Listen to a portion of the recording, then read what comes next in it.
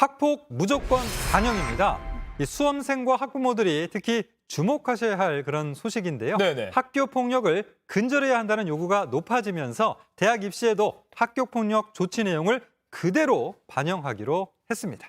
지금까지는 사실 고등학교에서 학교 폭력을 저질러도 대학 갈 때는 별 문제가 없어서 요거 이래도 되는 거야라고 했는데 이걸 보완하겠다는 거죠. 네, 그렇습니다. 현재 고등학교 1학년이 치르는 2026학년도 대입 전형부터 학교 폭력 조치 사항이 필수적으로 반영이 됩니다. 지금 고등학교 1학년부터요? 그렇습니다. 네네. 현재는 학생부 종합 전형에만 학폭 가해 사항이 반영이 됐는데 앞으로는 수능 또 논술이나 실기 위주 전형까지 사실상 모든 전형에 학폭 조치 사항이 반영이 되는 겁니다. 네, 그리고 현재 학교 폭력 가해 학생은 1호부터 9호까지 모두 9가지 조치를 받고 있잖아요. 네, 네. 이때 이 자료를 보존하는 기간이 2배로 늘어난다고 합니다. 이 네. 바뀐 부분을 함께 보면요. 네네. 네. 학교 폭력 6호와 7호, 8호입니다. 이 학교 폭력으로 인한 출석 정지, 학급 교체, 전학 조치에 대한 보존 기간은 졸업 후 2년에서 4년으로 연장이 되는데요. 네. 근데 9호 퇴학의 경우에는 기존과 마찬가지로 삭제가 불가능해서 영구적으로 보존된다고 합니다. 어허. 네. 근데 만약에 그러면은 학교 폭력 이후에 학교를 그만뒀어요.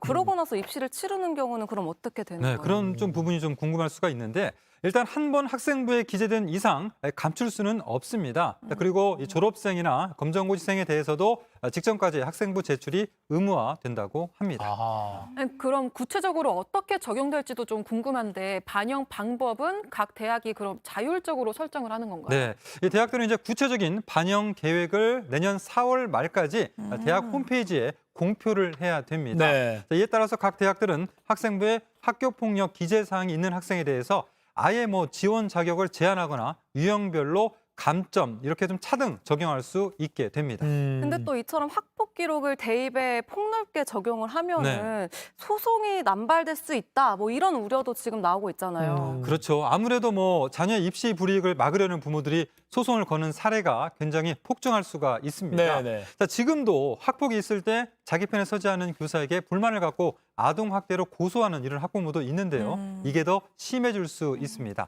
다만 학폭 조치 사항에 대해 현재 행정심판 소송이 진행 중에는 조치 사항을 변경하지 못하도록 했습니다. 그렇군요. 시간 끌기용으로 또 소송을 법정에서 시간 끄는 그런 그렇죠. 그래서 수단으로 쓰는 1년이면 경우도 그냥 있는데. 지나갈 수도 현재는 있는데. 네, 알겠습니다. 앞서 정순신 변호사 아들이 이제 학교 폭력을 저질렀지만 소송 끝에 1년이 지난 뒤에야 전학 조치가 됐고 이마저도 대입 때는 반영이 되지 않아서 네. 논란이 됐었는데 이런 일을 막자는 취지로 이번에 학교 폭력 가해자들에게 불이익을 좀 즉각적으로 그리고 좀 강하게 줘서 학폭을 근절하자고 이렇게 좀 나왔습니다. 효과가 있을지 교실에서 많이 변화가 있을지 한번 지켜봐야 될 것 같습니다.